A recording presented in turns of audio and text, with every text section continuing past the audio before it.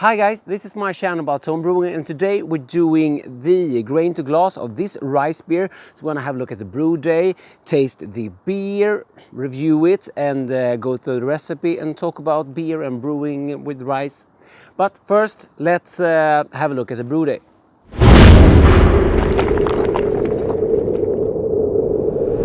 So we're making a rice beer, and before we can mash the rice, because we have to convert the starches in the rice to fermentable sugars, and that's with mashing.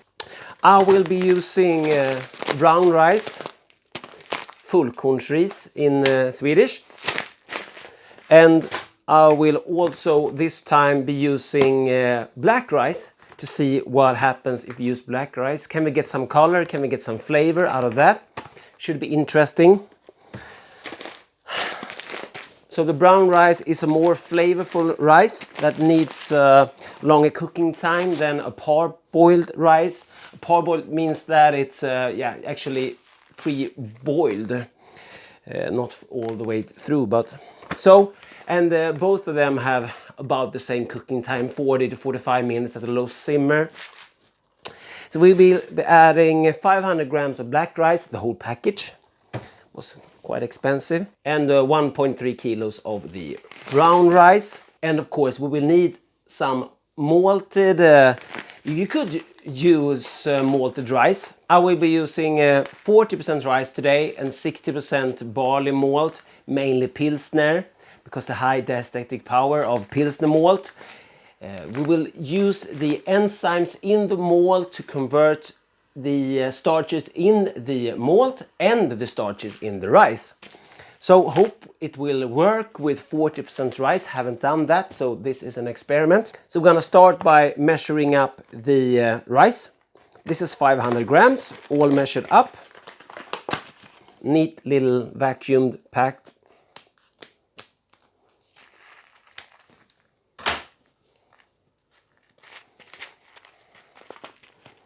I'm quite excited to see how much color this will impact on the finished beer. So 500 grams of that.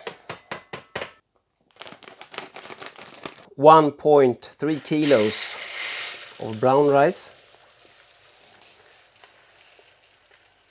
This is a very handy scale. You will find a link to the scale and the most things I use when brewing and filming down in the description box. This is actually awesome to have a good scale on brew day. So 3 grams short. No, 30 grams, sorry.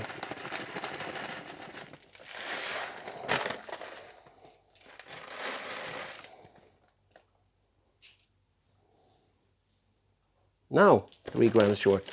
Okay, it's super exact. So 1300 grams of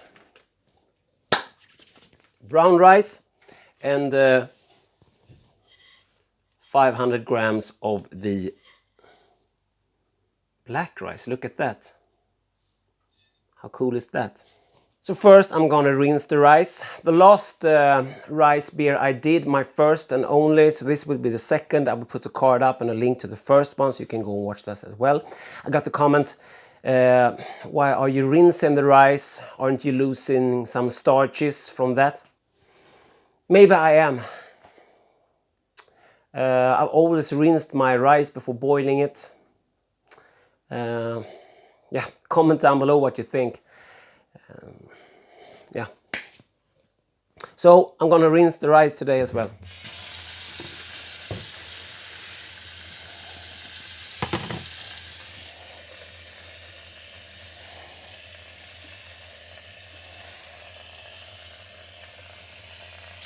Rinsing the rice.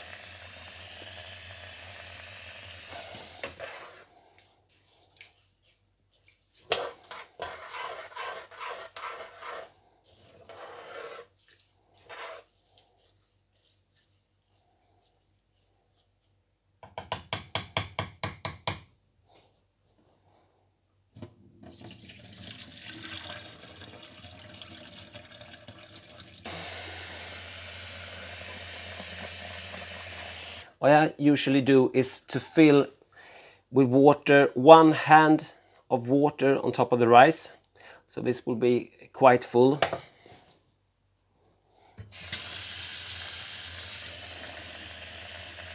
I think if you read the instructions, you're instructed to use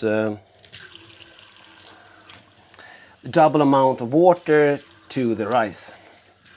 But I seldom follow instructions. So there's a hand of water on top of the rice. And we will give this a slow simmer for 40 minutes. Of course, we will check it, see if it's ready. In the meantime, we're heating up the water, and of course, we're gonna measure up the grains and crush them. Bing! All of the water were boiled and cooled down, and now I'm separating out some minerals to soften the water and just pulling off the water between the bottom and the top. The pH to start with is 7. Okay. Let's heat up the water. I'm gonna set this for 63 today. I usually start hotter because the grains with the lower temp will take the temperature down. But today we're gonna add some hot rice to it as well. So yeah, you understand. Whoop.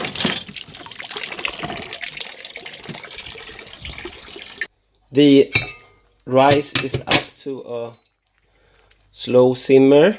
So I'm going to let this simmer for 45 minutes, something like that. I won't touch it, but look at this color.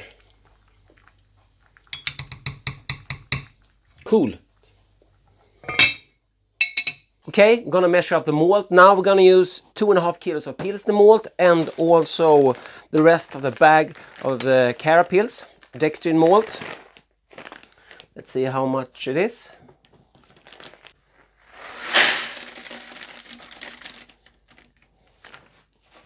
$259 grams to be exact, or more exact.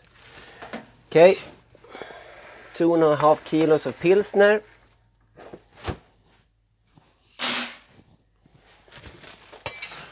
Smells nice.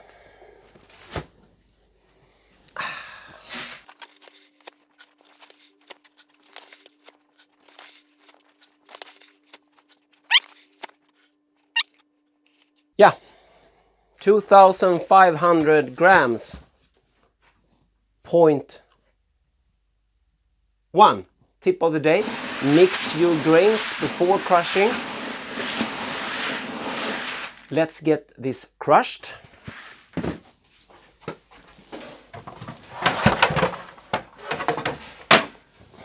I try to do that outside.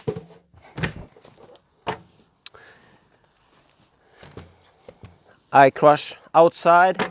It's raining today, but just little. It won't hurt anything.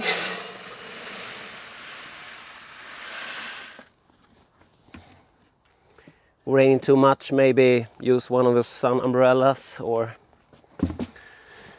mash inside. Mash? Crush. Sorry. Okay, and I use the slow setting on the power drill. That's because I don't want the grains to heat up. Maybe it's not important, I just do that. Well, it's working for me, pay no attention.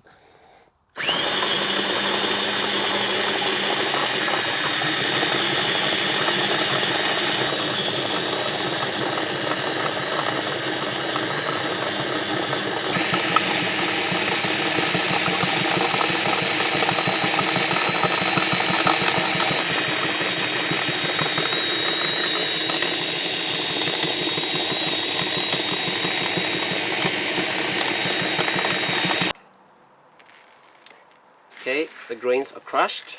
Here's the grain crush. What you want is the holes to open.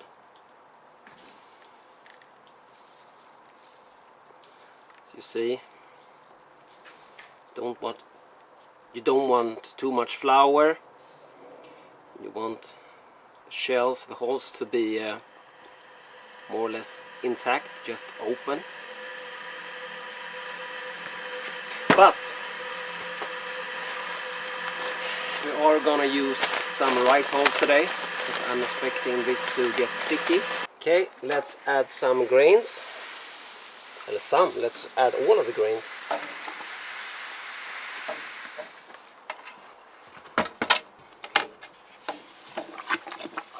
Give it a good stir. And we will add the rice. Note to self, use a bigger pot next time. This is just stupid. The rice is a little bit chewy.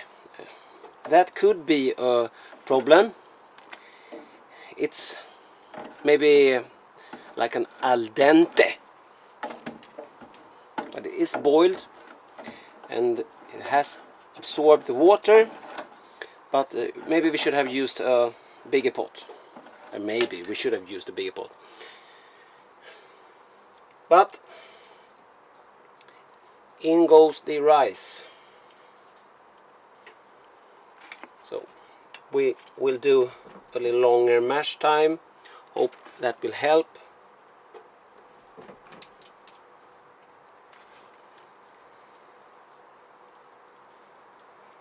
See what happens with the temperature, because the rice is hot. So we were a little on the low side there to start with. And the grains should take the temperature down. Should move the camera a bit so you can see the rice going in. It's a lot of rice.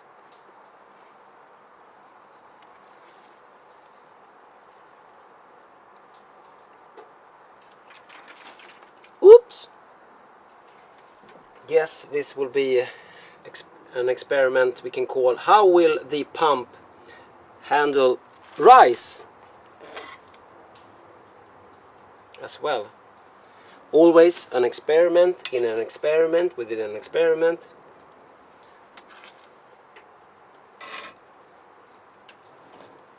I've never used as much rice. I actually have just made one beer with rice before, so maybe it's not that weird.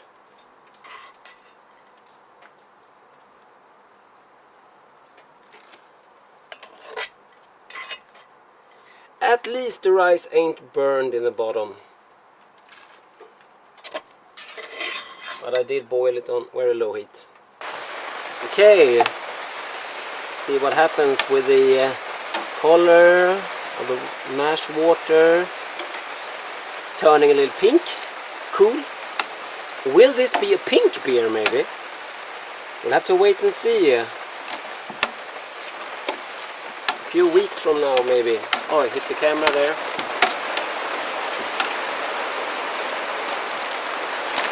Okay, let's add some rice hulls to this.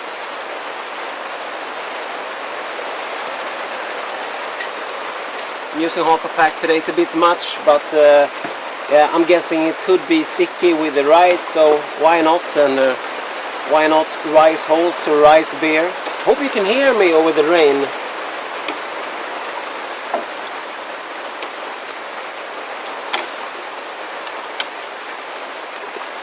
So I'm going to give this a really good stir now. I hope you can hear me over the rain. And then I will hook up the circulation and we will take a pH. I haven't used any pH adjustment today. I don't really know what's going to happen. But we're going to adjust the pH with lactic acid, 80%. I'm going to take a pH reading. Yeah, as usual.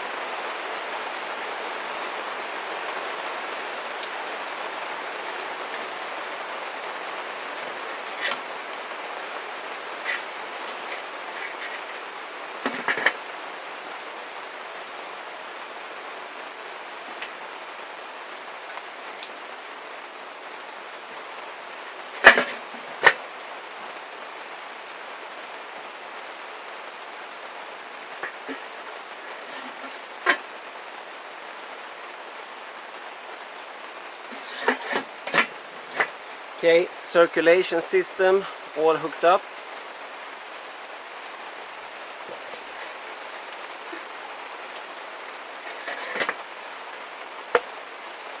So we're circulating and the brew system is controlling the heat. So we get a more even heat inside of the mash than we're just heating on the bottom. So the brew kettle is heating up the water, and the hot water goes out here and on top. So we get heat from below and from top as well. We have to pay attention to the flow rate and the level of the water inside of the pipe.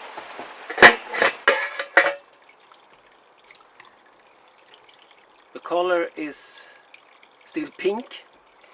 The pH is 5.6. It's a little bit high, not super high, but we want to lower it a bit. This is half a tablespoon lactic acid. Left some in there, so maybe a bit more than a quarter. See what happens. I will add more if I need to. And we're adjusting the pH to get the most optimal condition for the enzyme to work. I think it's extra important maybe today when we are using as much adjunct. 40% rice. None issues at all with the stuck mash, so that's good. That took us down to 5.4. So we'll be adding like a third of a tablespoon more.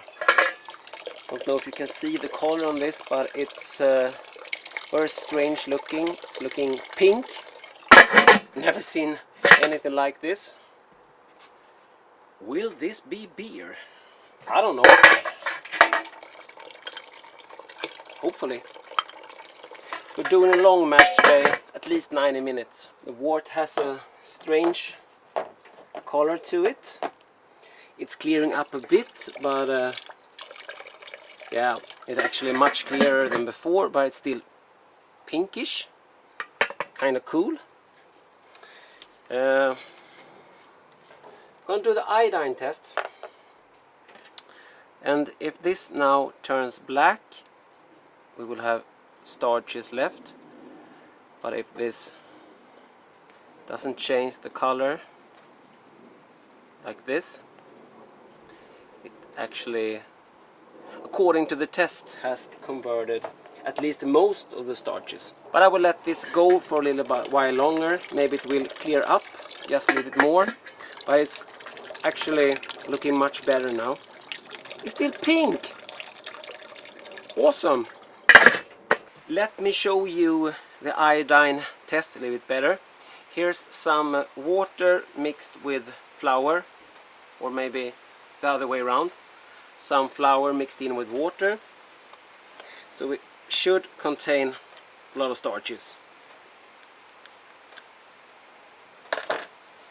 Let's add.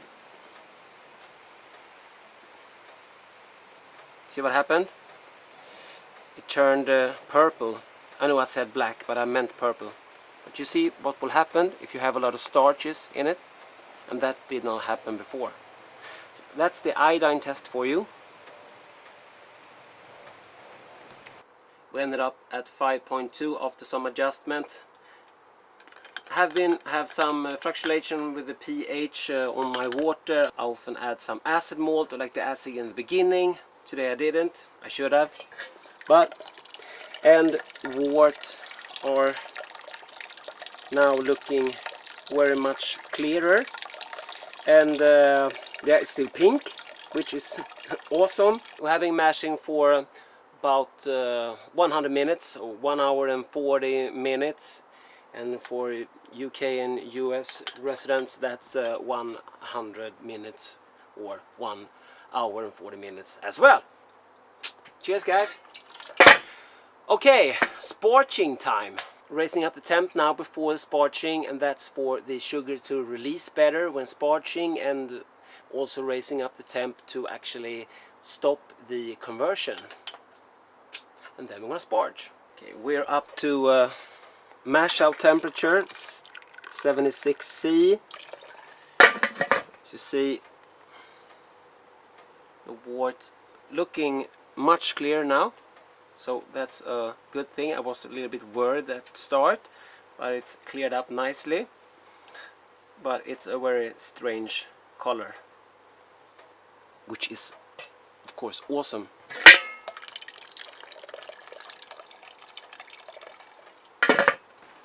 Okay, mash out is done. We're now going to raise up the temp.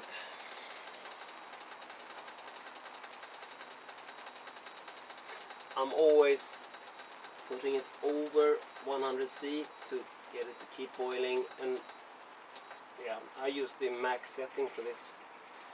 I could go lower, but yeah, I've always done it. I have tried it at lower, and yeah, that worked too. Let's raise out the grain pipe. We had non-issues with circulation, so this, yeah, and it sounds like very fast draining. It's a sparge water at 78°C, adjusted to a pH of 6. So while we're sparging, we're heating up for the boil.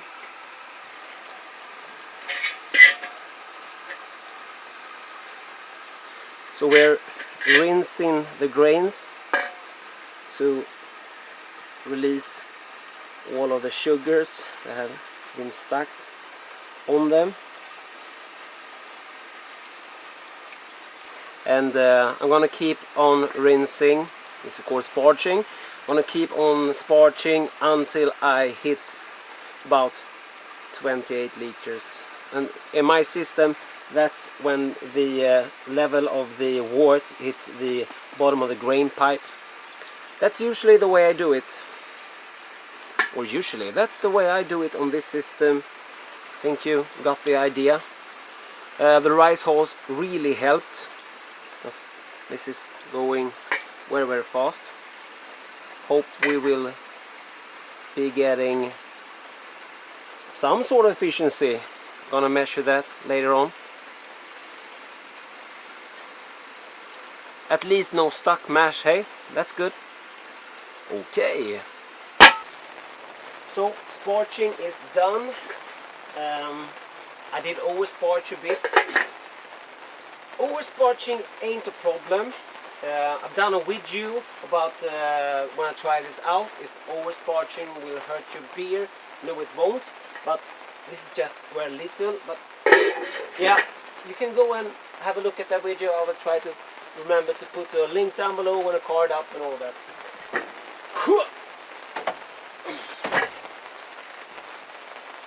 So now we'll raise the temp up for the boil.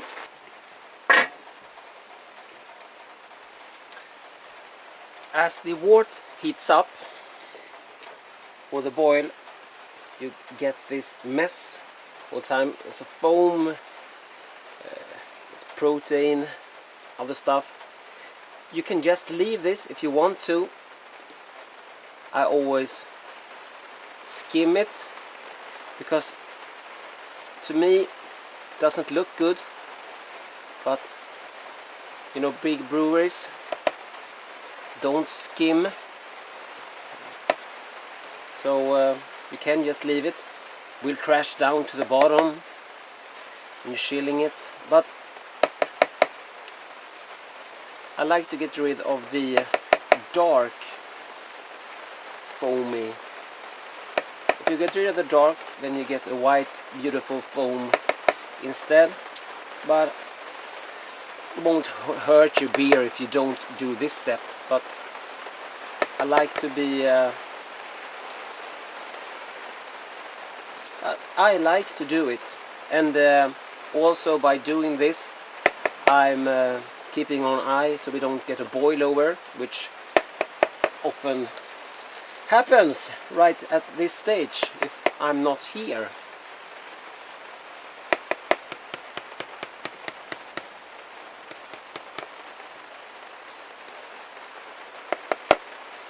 So, do you skim or not? To skim or not? Comment down below. Now we can see that pink color again. Hope the beer will get a pink foam in the end. That would be awesome. So we have a little more wort than we should have, so we're gonna boil that down. Boil for a longer. When we hit the max line, we're gonna give it 60-minute boil. We're also gonna take a pre-boil, measure our hop.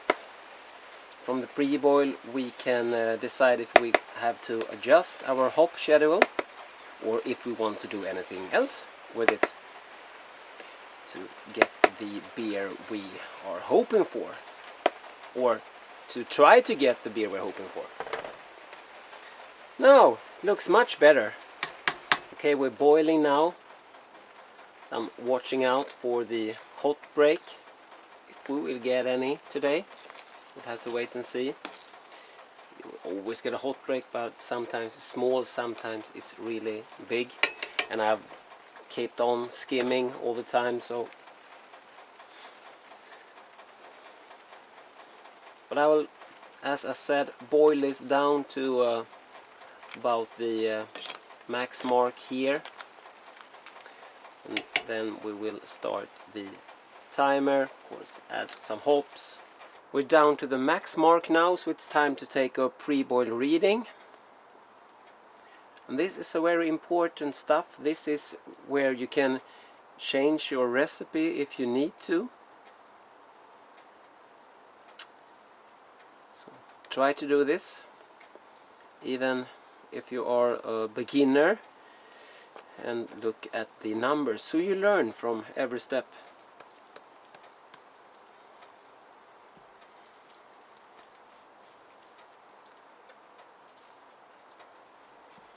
I'll let this cool down just for a bit. So let's check the pre-boil gravity. 1034. 1034 is it's quite low, so I have to recalculate my hops. I'm totally fine with a lower ABV beer, just have to recalculate my hops addition so I get a balanced beer. Maybe it was the rice being al dente, maybe it was that. Can't remember really which efficiency I had last time I brewed with rice. Maybe I will come back to that later on in the video for the tasting, if we remember it. Okay, so I recalculated my hops. I'm ditching the 60-minute edition, which I have planned to, and I'm also moving the 5-minute edition to 2 minutes. So we're going to do a 50-minute edition. We're going to add 25 grams. This is Mandarin and Bavaria.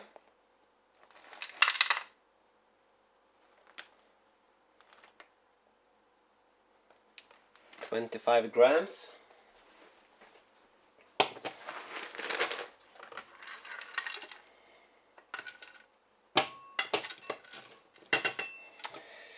And at 2 minutes we're gonna add 75 grams for Mandarin and Bavaria.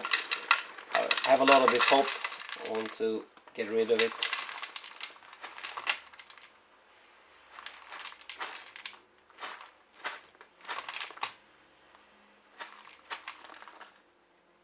$75. It's 100 grams left in that one. If your marker is up here, open for the bottom, tip of the day, if I haven't already given you the tip of the day. So now seal your hops back up and put them in the freezer.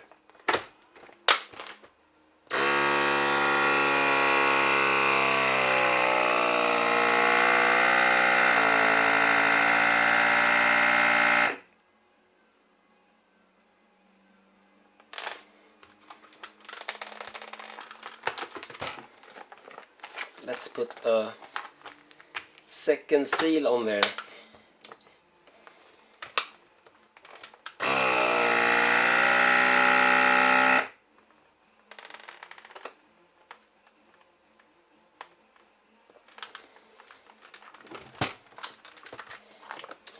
Double seal.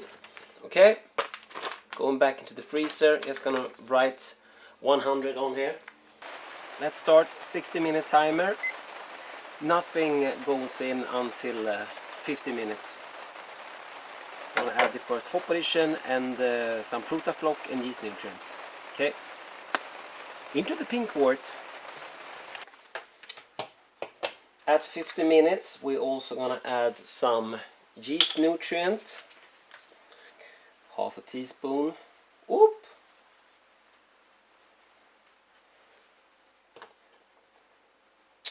Goes well. Yeah, something like that. Okay. And some fining. Protafloc. About a teaspoon of that. So that goes in at 50 minutes as well.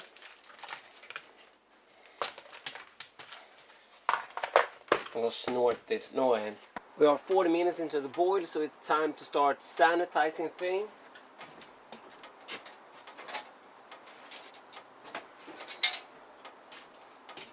So in goes the Whirlpool arm. If you haven't watched the Whirlpool build video, simple one about that system, I will put a link to it as well. In goes the wort chiller. I'm gonna hook up the pump again. And why are we whirlpooling? There are a lot of benefits of whirlpooling. One benefit is that when we're chilling this way, the wort will move, so we will chill faster. And that's a good benefit, as it takes some time. Another benefit is that we will collect a lot of trub in a cone here in the middle of the bottom, so it won't end up in the fermenter. But you will need a very good pump like this one to handle it, because I'm shuffling all hops in loose, and that's the other reason I can do it. I can chuck a lot of hops in loose, and the pump will handle it, and it will move the hops all around, and we will get more out of our hops. At least that's the idea. So, and we will also use the pump to transfer. Maybe we should find something there to hold it this time. We will also use the pump in the end to transfer into the fermenter. So we have to start this up gently so we don't hurt ourselves.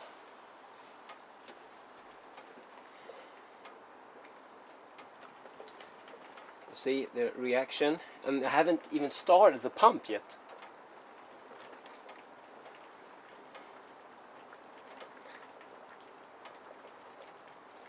And when this step is over, we will turn off this valve.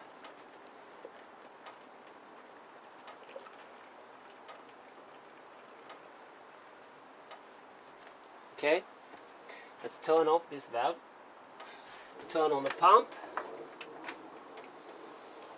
and now slowly open. See, careful so you don't hurt yourself. And now the air is gone, so we can start our whirlpool. Tie this up.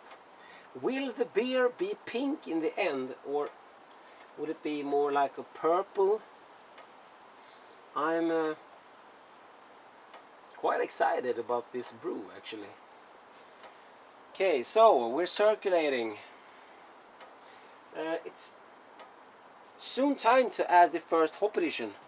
We're 45 minutes into the boil, 50 minutes left, so let's add the first hop addition and the yeast nutrient and finings.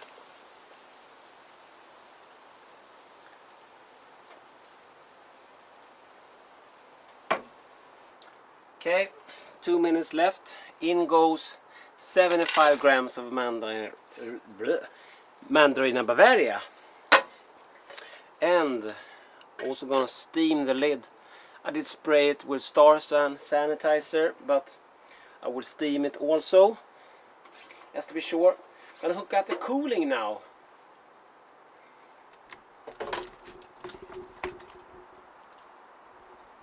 Now the fermenter going on there.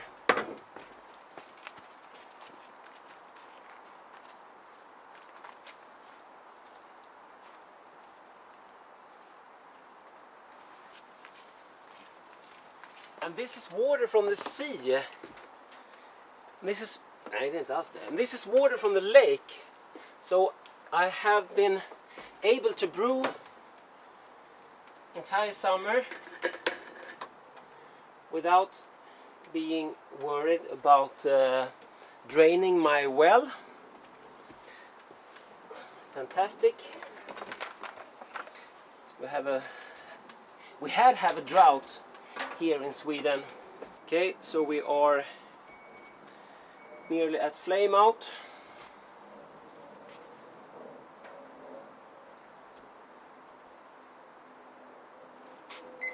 Wanna kill the heat? Start the cooling.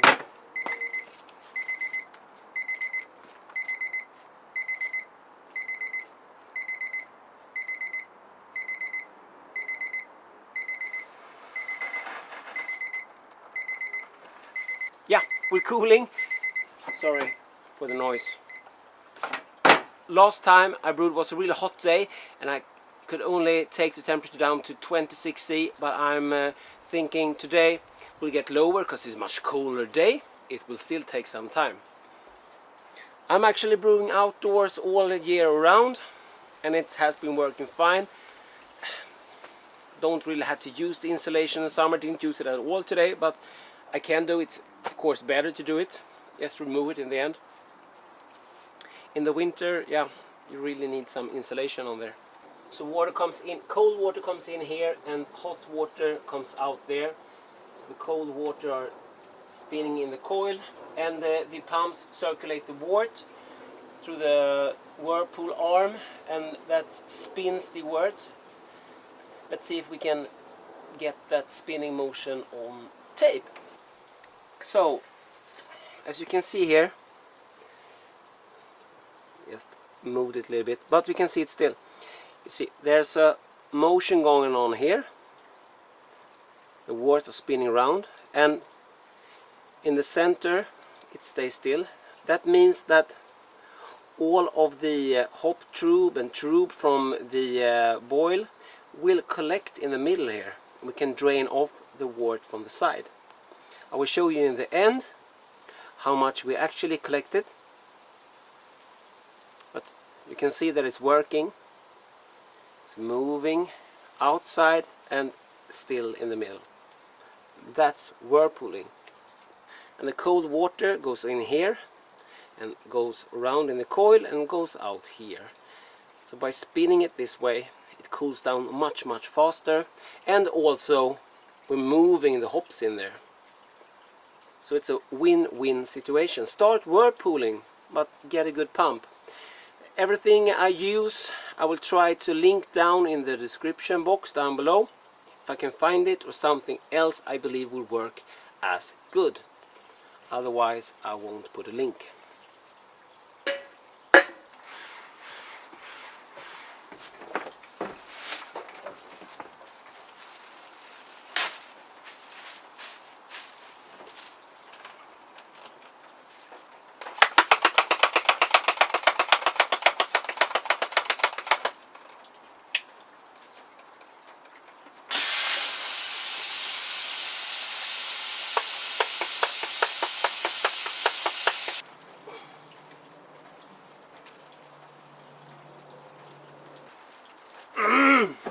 Satan! Va? Ja, det brukar gå till slut, men det är ett jävla vad den sitter jämt.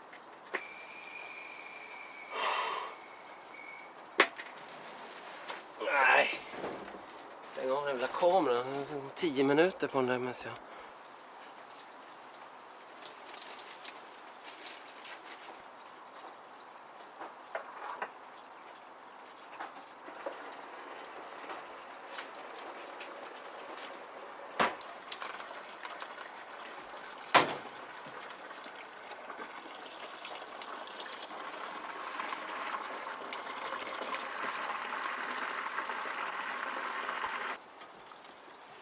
To provide the yeast with enough O2, I'm oxygenated with pure oxygen, which gives much more oxygen into the wort than if you're just splashing or shaking it, or any kind of aeration using a pump with air, or a paddle, or an electric whisk, or yeah, you name it.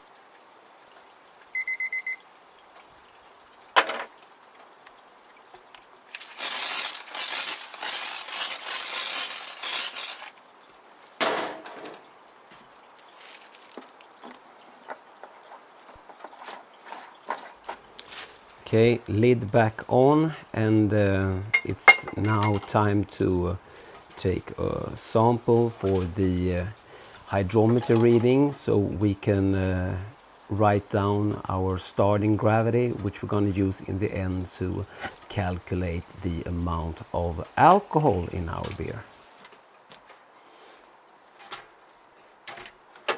Removing all of the stuff so I can show you the result from the whirlpooling, the pumps and the cooler and the whirlpool arm. And now we can see that the whirlpool has collected all of the hops and the tube in the center.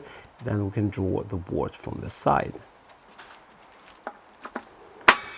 Putting some pressure on there, I'm starting at 2.4 bar. 1042. It's gonna be a low ABV rice beer.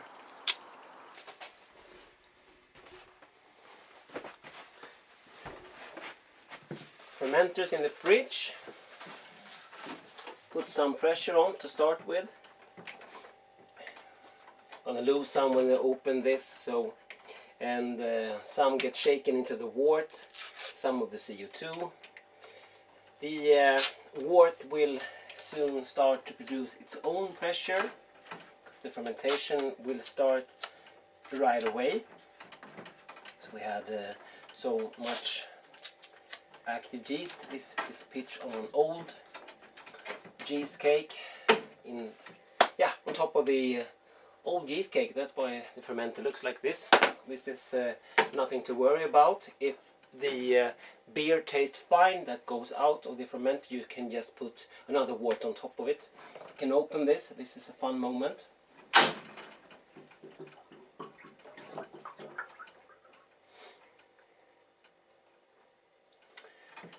So probe, temp to the side.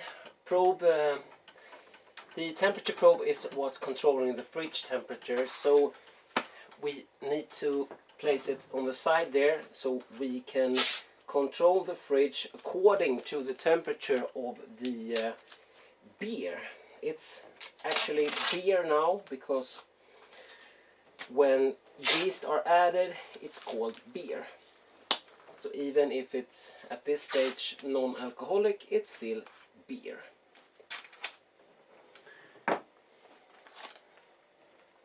This is some bubble. This is just bubble wrap, some tape and some aluminium foil to insulate it.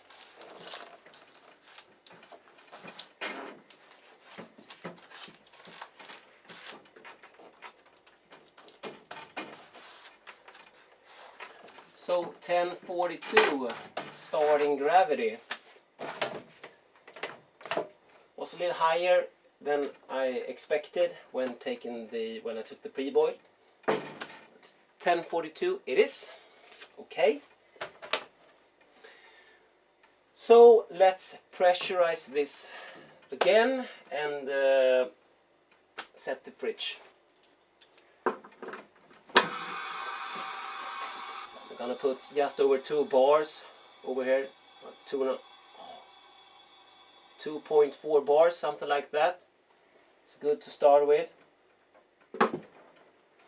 I'm gonna attach this bandit, my spanding valve, to this as well.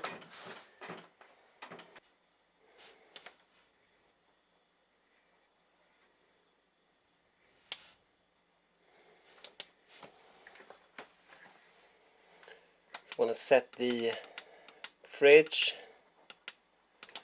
to 18. I'll start this lager at 18. It's hot fermenting lager, but we're doing it under pressure, so we will be fine. Just a quicker way of doing it. Fermenting under pressure let us ferment warmer, and warmer means that the yeast will work faster, but the pressure will maintain the yeast from putting out too much esters. So fast and still good tasting beer. Okay, so I've attached the spannet valve to it and dial it in. Put the spanning valve on, turn the wheel, you see, anti-clockwise, and then turn clockwise to close when you have the pressure you want.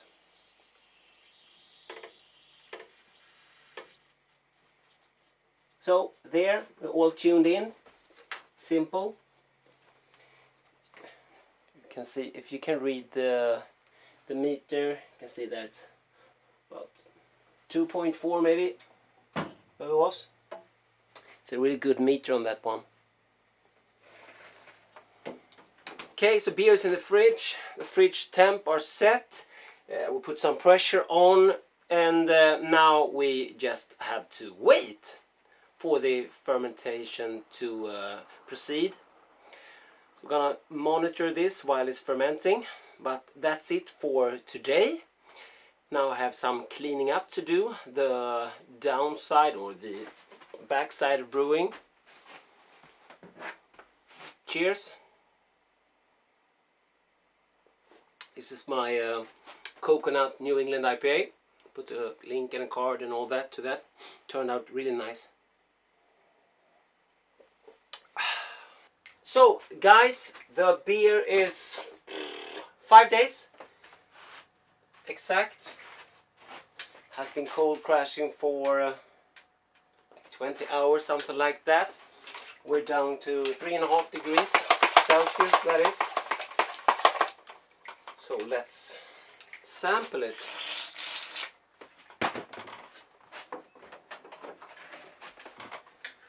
It's carbonated already because of the fermentation process. Okay.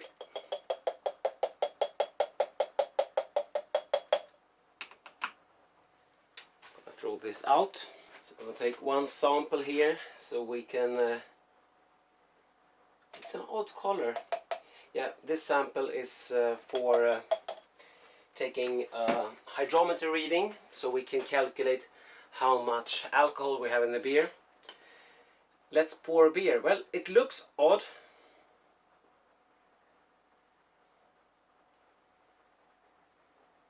Now this is very young beer that they did we say? Day 5, yeah.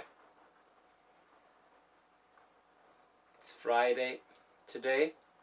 It was brewed on Sunday. As you see, it's carbonated. We have a good head on it. It looks a little bit weird, but not nothing strange, weird. It looks a little bit weird. It's massively carbonated. That's not a big issue. We can always deal with that. There's a big head on it, still developing. Let's see on camera. It's a little bit lighter. Let me see if I can show you. So it's a quite interesting looking beer. It's not that yellow. Maybe something like that. Yeah. Okay. We're gonna let this sit and come back and do another tasting. This is just a quick one.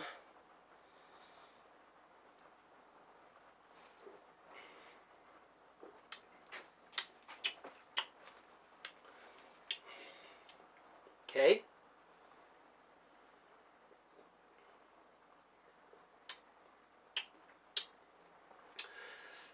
Now this is quite cold, very carbonated.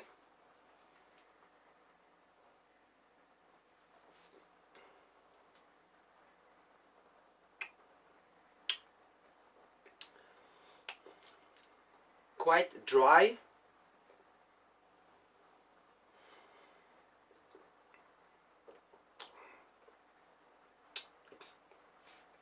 Excuse me. Extremely carbonated. Very cold. It is a bit green tasting. Needs a little more time to condition, I think. It's not that bad.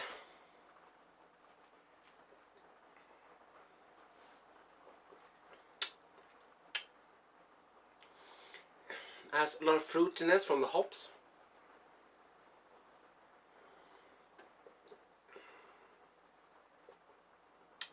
Yeah. It's good. No sulfur, no off flavors really I can detect.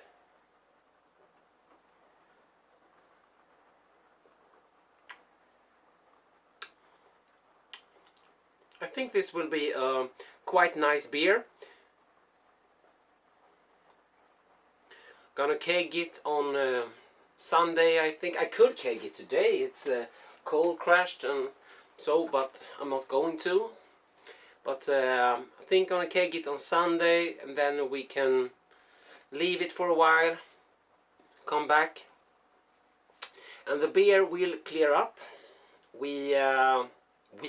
I might add some gelatin to fine it, or you could just leave it. Beer will clear up.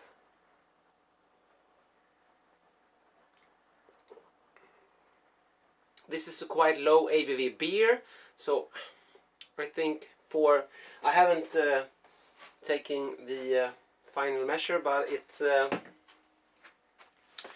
quite dry, but still not thin, so we have to measure and see where it actually ended. The tilt showed 10:08, so I'm guessing 10:10 maybe. That's the pressure showing a lower reading. But that's just a guess. So I guess the next time we'll see each other is at the final tasting, when the beer had a little time to condition a little bit more, clean itself up. Some of the yeast which is still in suspension will drop out, and the beer will clear up a little bit more. So cheers, guys. So let's have a look at the beer. It's a golden, it's a little bit lighter than you see it there. It's a golden colored beer. It's quite cold, so it's hard to keep it clear, but it's as you see, crystal clear.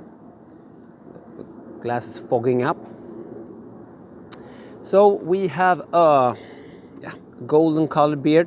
In some lights it can get a little bit pink, not the way it was, but a bit pinkish, but not today, but in some light. And we have a beautiful looking white head. Okay, let's give it a nose.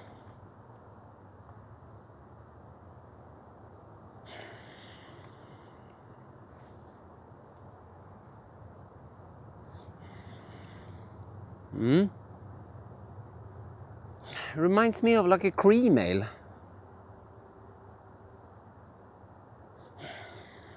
Maybe because it's not so far from a cream ale, but yeah, let's dive in. Cheers.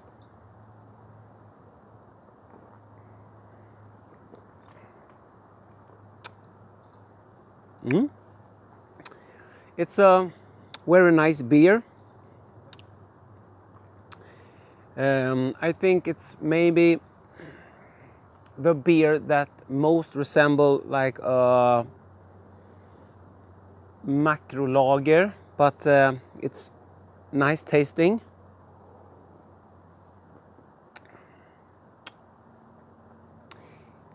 It's surprisingly good for being 3.5%.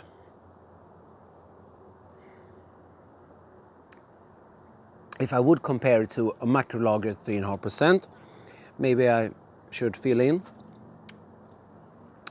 It do have that like a cream ale vibe to it.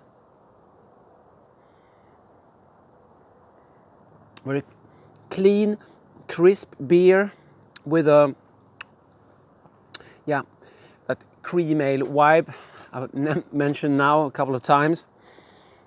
Some hops there, not so much on the nose.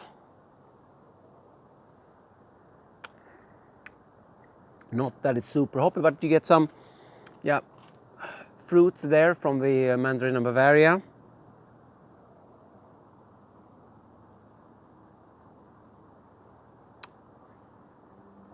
It actually turned out a really nice beer, and at 3.5%, this is a very good summer beer, lawnmower beer, call it that.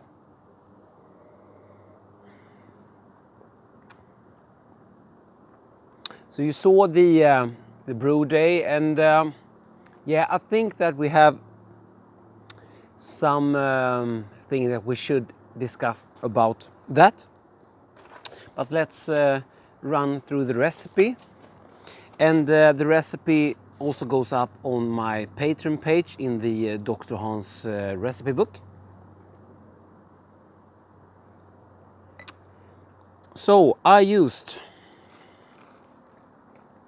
in this 23-liter batch 1.3 kilos of brown rice and 500 grams of black rice, which I boiled before mashing. And as you saw in the video, the rice was al dente, and that is, to my imagination or understanding, call it what you want, the case, the reason why I got so low efficiency on this one. 64% efficiency. I used 2.5 kilos of pilsner, 200 grams of Cara Pils, and 25 grams of Mandarin and Bavaria at 15, and 75 grams of Mandarin and Bavaria at 2 minutes. It's quite a lot of hops, but it ain't that hoppy. And for yeast, I used an old yeast cake of Bohemian Lager, that's Mangrove Jacks, and the Saf Lager W3470. 70. Used some yeast nutrient in the boil and some Protafloc. Mashed for 63C for 90 minutes, and did a mash out. And these were fermented under pressure. So I fermented this 2.4 bars pressure, and started at 18C, and then I ramped it up to about 24 when the SG had dropped under 1020. But if you don't ferment under pressure, I would suggest ferment it a little bit lower in temperature than I did. If you're just using a bucket, something like that. Or yeah, if you don't ferment under pressure, really. So I guess I will get some comments that you can't brew a rice beer this way. I had those comments before. The method of boiling it and then mashing it with a pilsner malt. But you can, I've done it before and I did it this way. I got a low efficiency, and yeah, I really think it was because of the rice wasn't boiled enough. I picked too small of a pot, so that was a mistake. But I did take an pre-boiled gravity so I could rescue the beer and move my hops around. And yeah, that's a very cool thing with brewing, because yeah, it's usually every time you end up with beer, even if you mess up.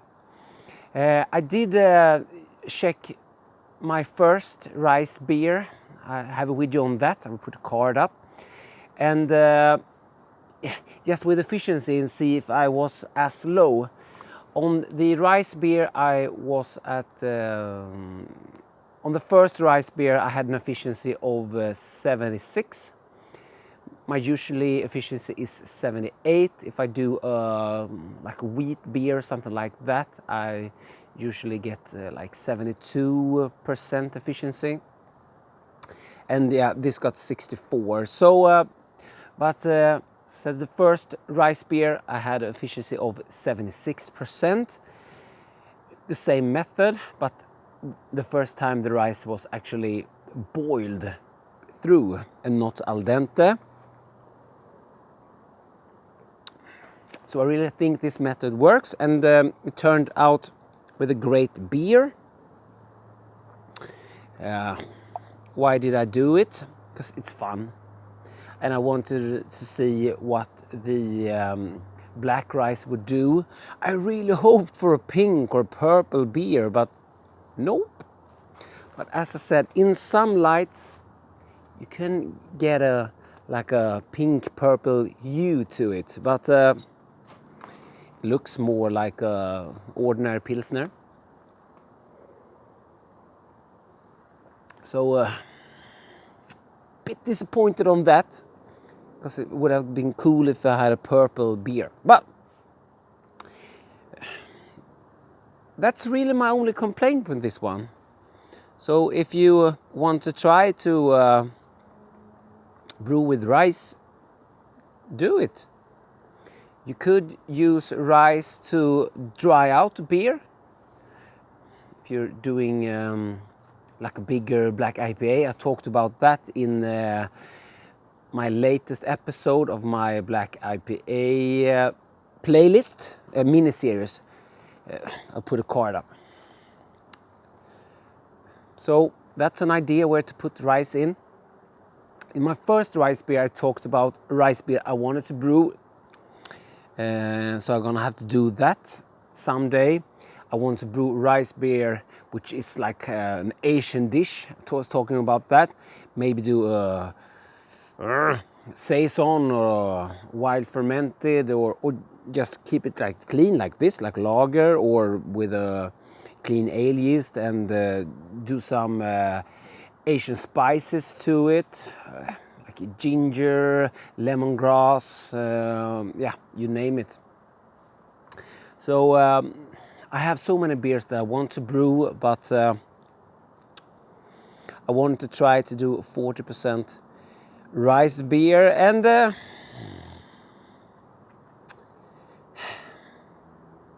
I messed up with the boiling of the rice. So maybe it's not a 40% rice beer, because the rice wasn't cooked through. So maybe it's more like a, yeah, I don't know, 20%. but yeah, it had 40% rice in it, but it didn't convert. But someone told me that it will get cloudy. No, it's not cloudy at all. I did find this with gelatin, but if I had just left it alone, it would have cleared up. But this has been conditioning for a week in the keg and has cleaned up nicely. But I did try this on, I think it was like day 3, 4 after cold crashing it. Lagers get brewed really fast when you bump up the temperature, and the pressure lets you do that really. You can check out my 3-day lager video, also had a 5-day lager video. Now I'm pointing in all directions, but the cards are all the same. I will try to put a link to all of them here and there and over there. But guys, I'm rambling now, so I'm gonna sign out. This was my second rice beer. I think I will use rice as another tool in the belt, and of course I had to do another rice beer. Maybe I should add more rice, or maybe I should just do 40% again and really boil the rice through this time. So guys, that's it really. Thanks for watching. If you're new to this channel, please consider becoming a subscriber by hitting that little bell. There's also my Patreon page if you want recipes and more to check out. And of course, all of my other videos. So cheers guys, once again. Thanks for watching. DrHans out.